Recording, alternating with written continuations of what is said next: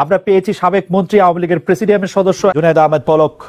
আপনাকে আমাদের অনুষ্ঠানে স্বাগত জানাই। আমাদের সাথে আরো থাকছেন ডক্টর মোহাম্মদ ইউনুস। ডক্টর মোহাম্মদ ইউনুস, আপনাকে আমাদের অনুষ্ঠানে স্বাগত জানাই। আমার একজন ভারতীয় সাংবাদিক বন্ধু আমাকে বলেছেন যে শেখ হাসিনার পার্লামেন্ট নাকি এখন কলকাতায়। শেখ হাসিনার ক্যাবিনেট সদস্যরা কি সত্যি এখন দিল্লিতে? বলো।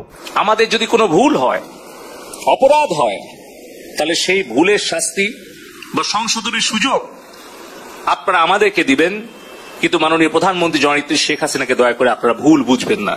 শিক্ষা প্রতিষ্ঠান, ছাত্র ছাত্রী, শ্রমিক, মেহনতি মানুষের কাছে গিয়ে প্রকৃত সত্যটা তুলে ধরে তাদের কাছে আমাদের কোনো ভুল ত্রুটি হলে আমরা করজোড়ে ক্ষমা চাই।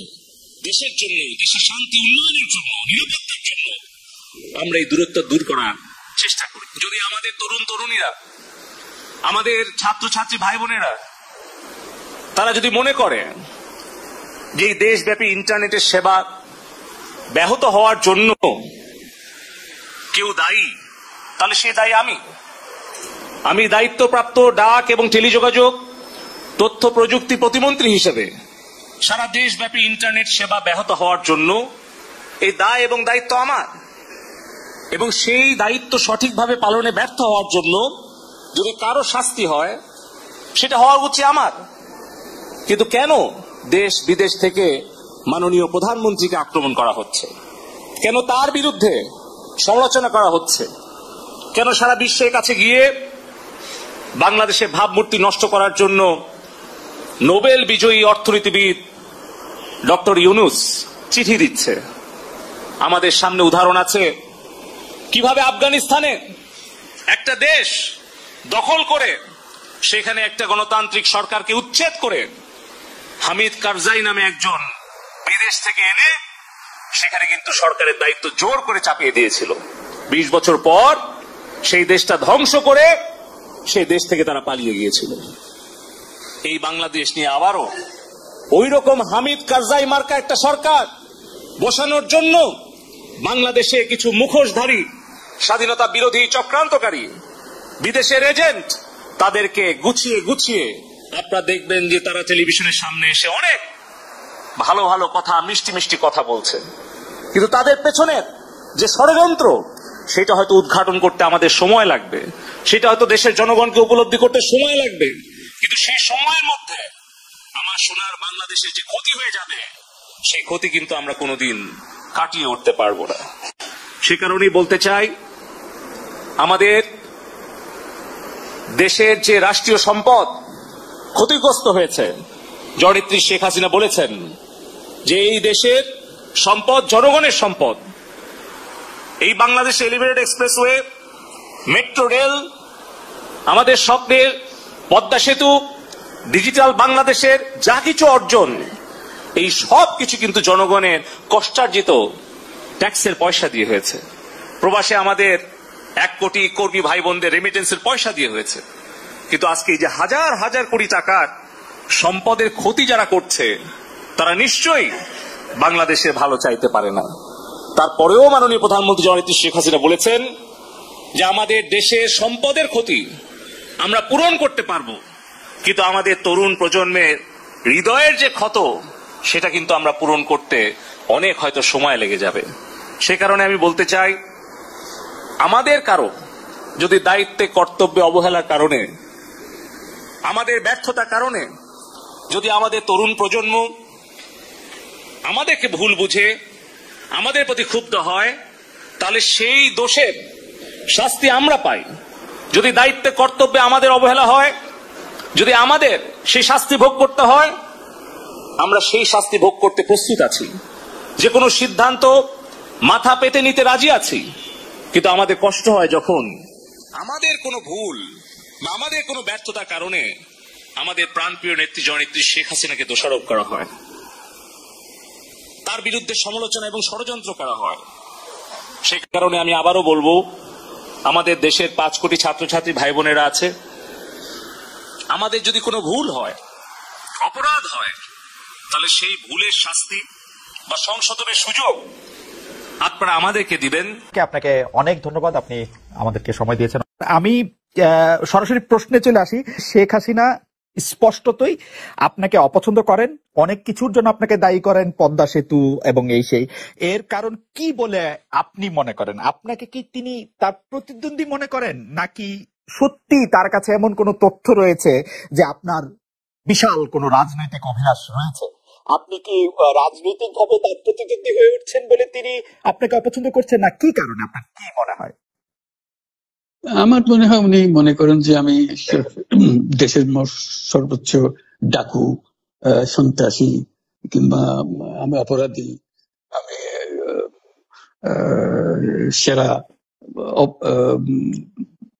চোর, এই জাতীয় জিনিস মনে করেন। কাজে সেগুলো ব্যাখ্যা করেন উনি তার মুখে।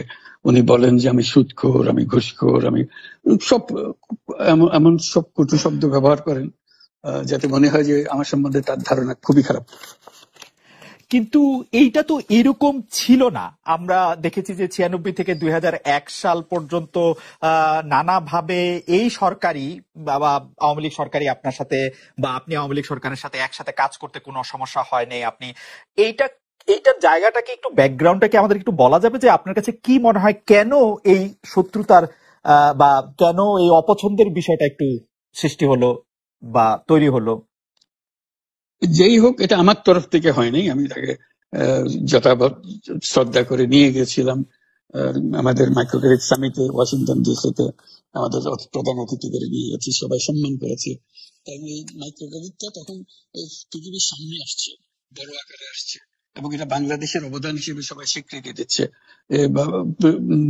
ওয়াশিংটনে দুনিয়ার সেরা যারা সবাই উপস্থিত ছিলেন, তার মধ্যে আমরা ওনাকে নিয়ে গেছিলাম এই জন্য যে বাংলাদেশের পক্ষ থেকে এই গৌরবটা যেন তিনি আমাদের পক্ষ হয়ে গ্রহণ করেন।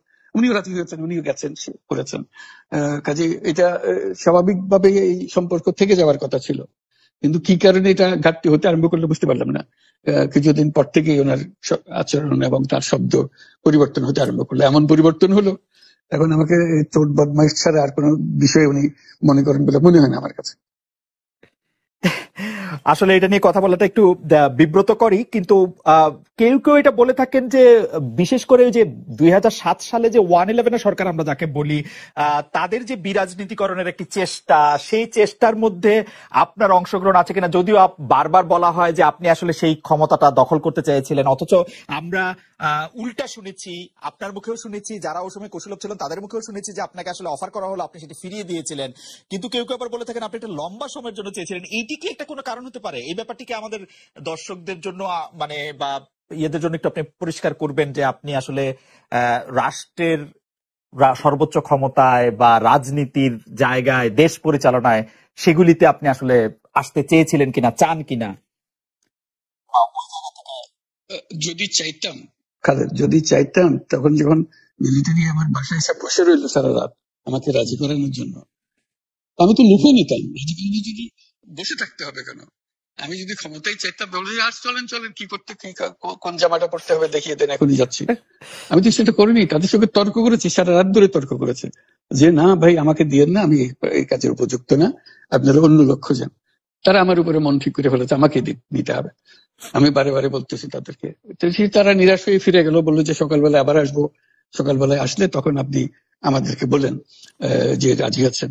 আমি বললাম না, সকালবেলা আসলে একই কথা পাবেন, কারণ আমি তো এটা এমন কিছু না যে মনের মধ্যে সন্দেহ রেখে দ্বন্দ্ব রেখে আপনাদেরকে বলছি, অত্যন্ত পরিষ্কার ভাবে আপনাদের কাছে বলছি।